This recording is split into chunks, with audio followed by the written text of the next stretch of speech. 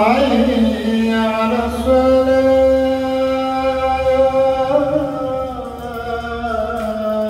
بسم الله والصلاة والسلام على رسول الله وعلى آله وصحبه أجمعين.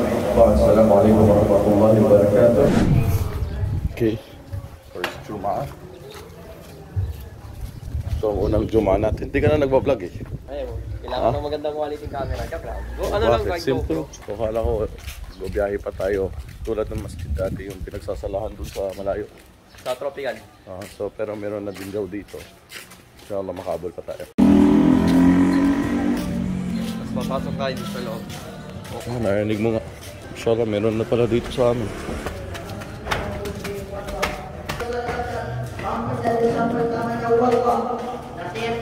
من العمل فيهن من هذه الايام فاكثروا فيهن التهليل والتكبير سبحانه وتعالى.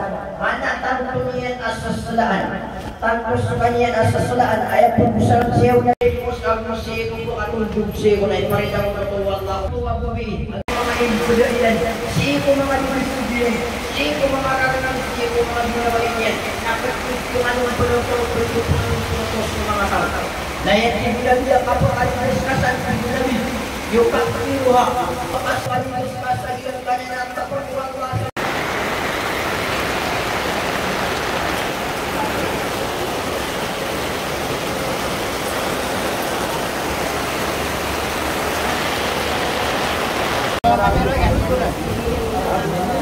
Yeah, vlog take over nga kami. So, yan nga si Abdullah. Ang Ustad. Kanyang bulukuan tayo. Ayan ha? Yan na lang po natin mamagpa. Ay Okay, man. بسم الله والصلاة والسلام على رسول الله وعلى آله وصحبه أجمعين. السلام عليكم ورحمة الله وبركاته. Ang lahat ng papuri at pasasalamat ay sa Allah lamang, Panginoon na buong sa lipunan. Tatamay ang pagpapalan sa mga muling propeta at sa kanyang pamilya at kasamahan at sino man sumunod sa kanya. Pasensya na po paumanhin. Naisipan ko lang gamitin na lang itong mic para mas marinig natin. Ako'y natutuwa na meron na tayong Jumaa masjid dito. Ako pala si Ibrahim Casey. Kung hindi pa familiar, ibig sabihin hindi pa nakasubscriber na follow. Follow mo ako. Thank you po. So, ako, tandaan niyo po, ako ay simple Muslim lang, kagaya, no? Estudyante lamang po, hindi scholar, hindi alim, hindi. Akala mo sa Islam ay walang katapusan sa pagsasaliksik. Sa totoo lang, wala naman graduation talaga sa pagsasaliksik sa Islam. So, tumira po ako sa Saudi halos 8 years. Nag-work doon sa Dawah, sa Islamic Center. Alhamdulillah, napag-desisyon ko mag-exit. At ito na tayo, nakauwi lang kagabi lang. Ngayon, since last napunta ko dito is 2019, bago mag-COVID, yun yung last vacation ko. 3 months na ako dito. So, wala pa ito noon para hindi ko pa napunta. First time ko ngayon. So, ako ay dati nakatira sa Pangasinan. Nagbuban. Yung tatay ko po ay isang Palestinian, taga Gaza. Nasa Gaza sila. Lumaki din ako ng 7 years old, nag-elementary, kinder ako. Tapos, dumating kami ng Pilipinas 2002. So, simula na yun, dito na ako. 2016 na ako pumunta sa Saudi. At alhamdulillah, alam ko na yung mga kailangan talaga natin yung kaalaman doon, yung pagsasaliksik ng kaalaman doon, na lalo yung tamang sinasabing akida, yung pananampalataya talaga natin, yung paniniwala, saan mo kinukuha yung paniniwala mo. So, kinukuha natin mula sa Quran, sa Sunnah, sa tinuro ni Propeta Muhammad sallallahu at sa pag-unawa ng mga sahaba. So, ano yung mga tinuro nila.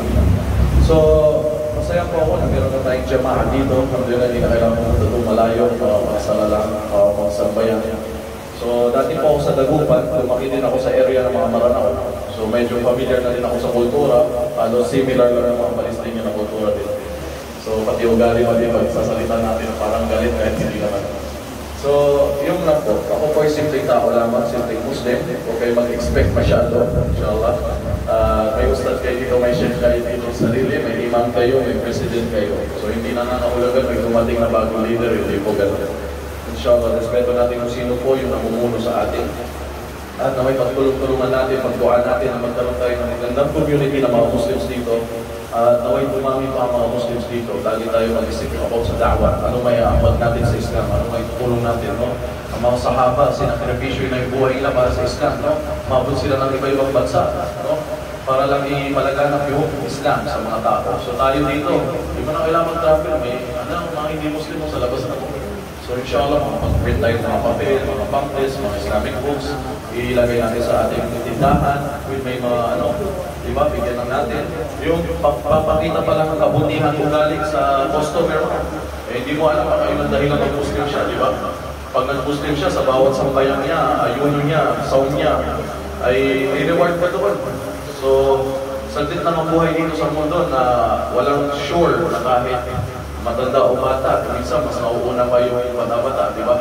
Kinukuha na ng Allah kasi siya lumika sa atin at siya din kukuha, may karapatan, walang pwede mag-question. So, bilisan natin pag-uunahan sa paggawa ng kabutihan para sa ating baon sa kabilang buhay. Okay? So, yun, inshallah. Talagang doon na magkamang po kasi habang umuulan pa naman, hindi na tayo makalabas masyado. Kaya yun ang gusto kong sabihin. At inshallah kung may mga programa tayo sa future, makahanap tayong magandang lugar o ito mismo, ay inshallah sana sa tawpik ng Allah may-ari. Maging masjid natin sa future. At magkaroon tayo ng Islamic Center dito para sa may katanungan, inshallah na magkaroon tayo ng grupo ng dawa tulungan.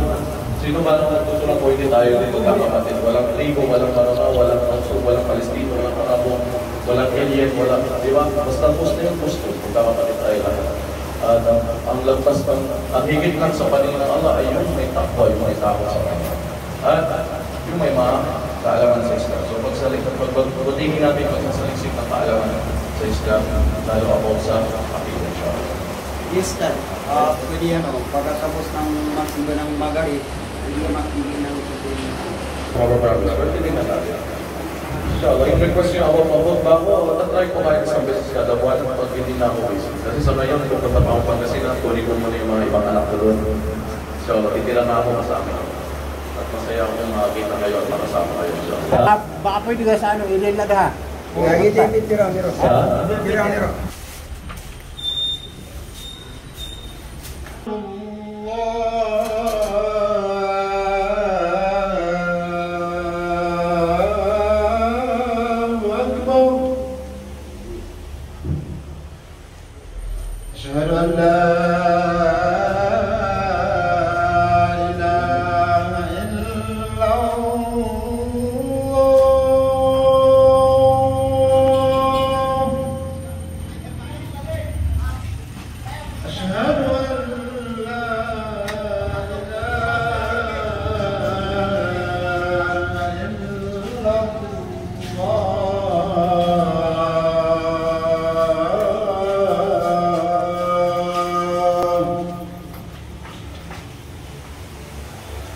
حي على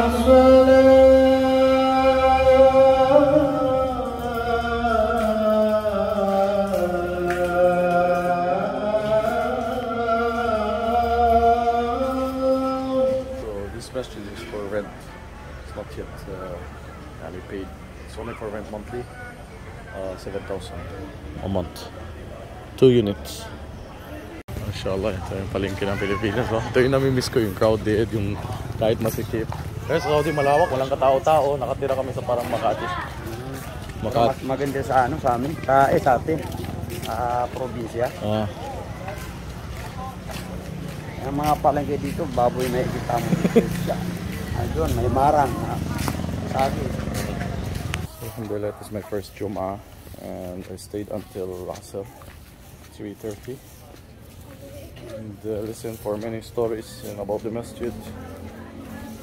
Now I'm going home wearing thob, and people, some are looking, but at least not that much strange. They don't look that much strange, at least. Like people are a little bit used to it, to see some Moroccan thob, I think.